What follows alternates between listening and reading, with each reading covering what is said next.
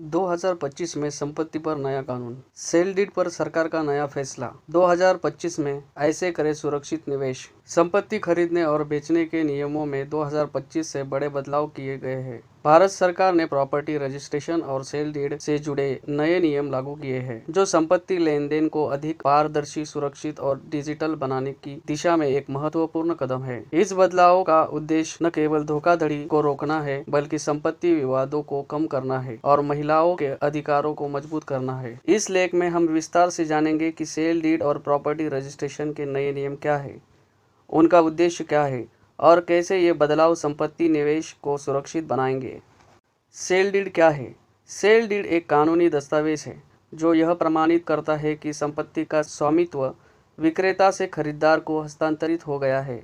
यह दस्तावेज संपत्ति लेन देन का सबसे महत्वपूर्ण हिस्सा है। भारतीय रजिस्ट्रेशन अधिनियम 1908 के अनुसार 100 से अधिक मूल्य की संपत्ति के लिए सेल डीड का पंजीकरण अनिवार्य है। सेल डीड और प्रॉपर्टी रजिस्ट्रेशन के नए नियम 2025 में लागू हुए नए नियमों ने प्रॉपर्टी रजिस्ट्रेशन प्रक्रिया को डिजिटल और पारदर्शी बना दिया है। आइए इन नियमों की मुख्य विशेषताओं पर नजर डालते हैं। नए नियमों का संक्षिप्त विवरण। ऑनलाइन रजिस्ट्रेशन, सभी दस्तावेज ऑनलाइन जमा होंगे, रजिस्ट्रार ऑफिस जाने की जरूरत नहीं। आधार कार्ड लिंकिंग, संपत्ति रिकॉर्ड्स को आधार नंबर से जोड़ना अनिवार्य है। वीडियो रिकॉर्डिंग, रजिस्ट्रेशन प्रक्रिया की वीडियो रिकॉर्डिंग अनिवार्य है।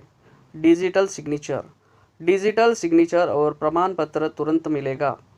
टैक्स लाभ, 2 सेल्फ एक्यूपाइड प्रॉपर्टीज पर टैक्स छूट। महिलाओं के अधिकार, बेटियों और विवाहित महिलाओं के लिए संपत्ति में बराबर अधिकार। सेल डीड और आधार लिंकिंग, बेनामी संपत्तियों पर लगाम। नए नियमों के तहत हर संपत्ति का रिकॉर्ड मालिक के आधार कार्ड से जोड़ा जाएगा। यह नियम बेनामी लेन देन और धोखाधड़ी को रोकने के लिए मदद करेगा। आधार लिंकिंग के फायदे, फर्जीवाड़ा रोकने के लिए बायोमेट्रिक वेरिफिकेशन, बेनामी संपत्तियों की ट्रैकिंग आसान होगी। ट्रांजैक्शन तभी होगा जब आधार लिंक होगा। ऑनलाइन रजिस्ट्रेशन प्रक्रिया, समय और मेहनत की बचत। अब प्रॉपर्टी रजिस्ट्रेशन पूरी तरह से ऑनलाइन किया जा सकता है। इससे न केवल समय की बचत होगी, बल्कि प्रक्रिया भी अधिक पारदर्शी बनेगी। Online registration step by step guide, सरकार पोर्टल पर जाकर आवेदन करें। आवश्यक दस्तावेज जैसे sale deed, PAN card upload करें।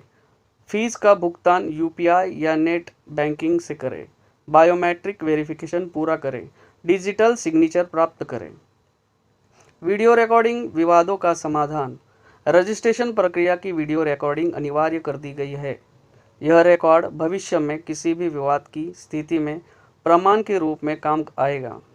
2025 के बजट में प्रॉपर्टी पर जीएसटी दरों को संशोधित किया गया है। 2025 के बजट में प्रॉपर्टी पर जीएसटी दरों को संशोधित किया गया है। नए प्रॉपर्टी दर ऐसे हैं। प्रॉपर्टी प्रकार, affordable homes 1% GST, residential properties 5% GST, commercial properties 12% GST. महिलाओं के अधिकार, समानता की ओर कदम, बेटियों और विवाहित महिलाओं को अब पैतृक संपत्ति में बराबर अधिकार दिया जाएगा। साथ ही विवाहित महिलाओं को पति की संपत्ति पर भी अधिकार मिलेगा। टैक्स लाभ, निवेशकों के लिए राहत, अब 2 सेल्फ एक्यूपाइड प्रॉपर्टीज पर टैक्स छूट दी जाएगी। पहले यह सुविधा केवल एक प्रॉपर्टी तक सीमित थी। डिजिटल सिग्नेचर और प्रमाण पत्र, रजिस्ट्रेशन प्रक्रिया पूरी होने पर तुरंत डिजिटल सिग्नेचर और प्रमाण पत्र जारी किया जाएगा। इससे प्रक्रिया तेज और सरल होगी। इन नियमों का उद्देश्य संपत्ति लेन देन को पारदर्शी और सुरक्षित बनाना है। यदि आप संपत्ति निवेश करने जा रहे हैं, इन नियमों को ध्यान में रखते हुए ही निर्णय लें।